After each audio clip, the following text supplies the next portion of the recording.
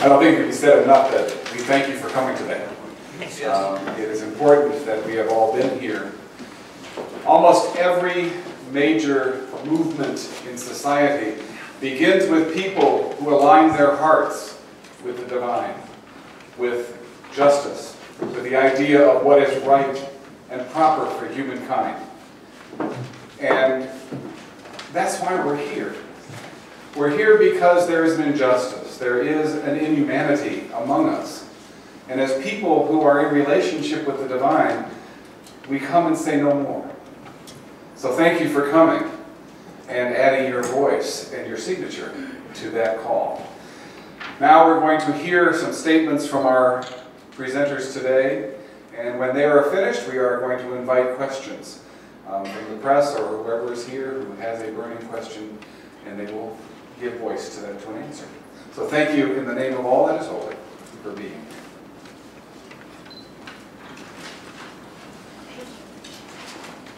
I actually think what we've already said is the statement, and what we'd like to entertain are the questions that any of you have, press or otherwise, about why the religious community is especially committed to this legislation that is before our federal Congress. So if there are questions, please raise them now.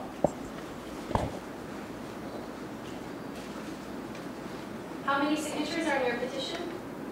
How many signatures are on the letters? On the letters that have just been gathered here? Overall, can you estimate? Do you know that? Hundreds, you know. Judging from the ones I brought a little over 100, and I'm seeing a pile that maybe makes that 400 to 500 now. And there's one signature on each of those letters, and then there's the combined one that we've all signed. Other questions? Yes, please. Do you have stacks of letters for people to take back to their congregations? Do we have that? Yes, we do. So see, Jessica and Angela, would you stand? Sorry about that. Sorry.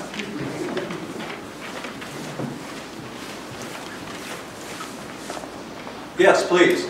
Did I hear correctly that the letter that you read was delivered in September? Yes. Was there a response to that letter? There was acknowledgement of it. Just thanks for sharing. Yes, and that's part of the reason why we think we need more signatures. Maybe senators and congresspeople don't listen to the heads of communions, since we have only one vote as well.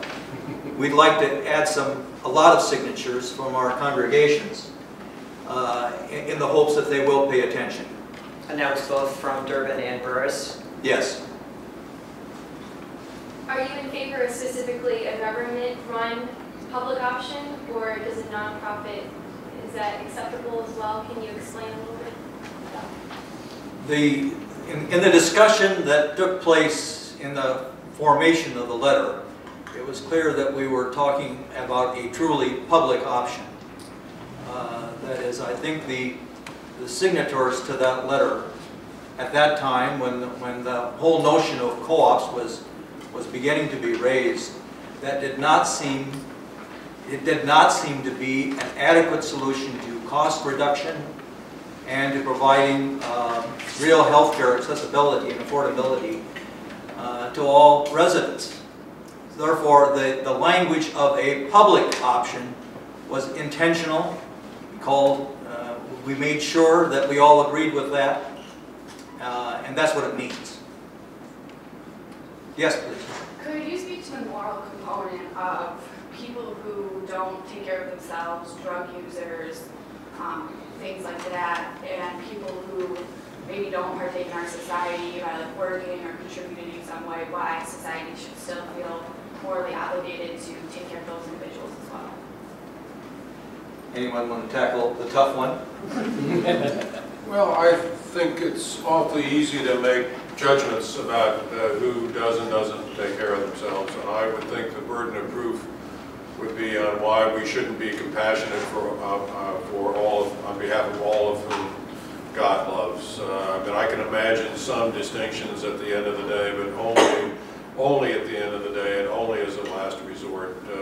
So what the practical ways would be of making those distinctions, I'm not sure, but I would argue very much on behalf of compassion for all of whom God loves before I start putting a great deal of weight on those distinctions.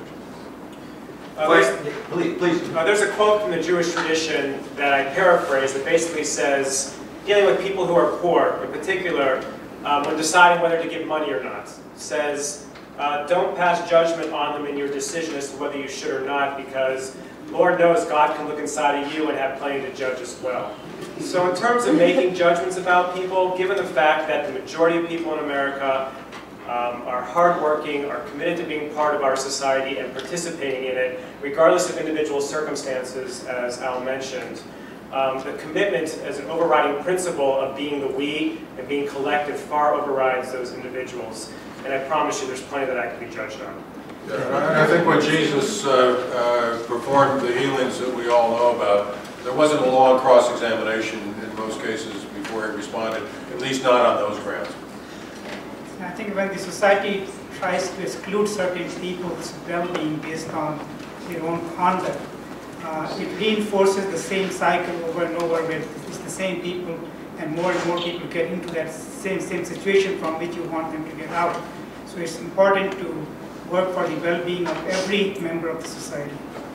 If I could make one more point, I have not focused on your question, frankly, until you asked it. But when you think about the kinds of responses that a healthcare system can give, part of it is in response to those who may be struggling with things over which they don't have a great deal of control without the kind of healthcare and indeed treatment that could be provided by a compassionate healthcare system.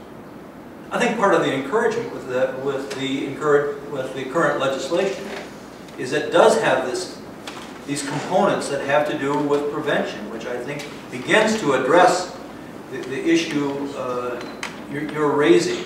I'm always, when I'm confronted with someone who needs something, and I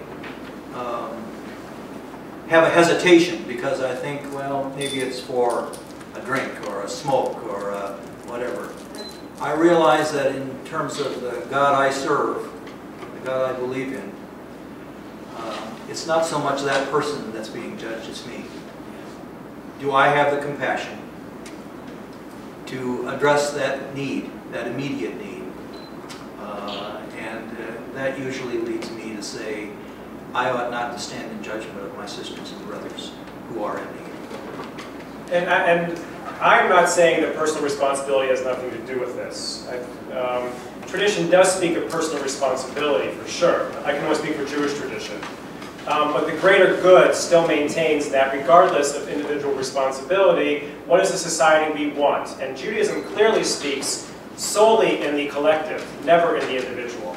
So what kind of mood and what kind of society do we want to create? A collective one that we all have responsibility in, for sure, but that basically that everyone has to be taken care of at a very minimum basis, and that we can grow together from there.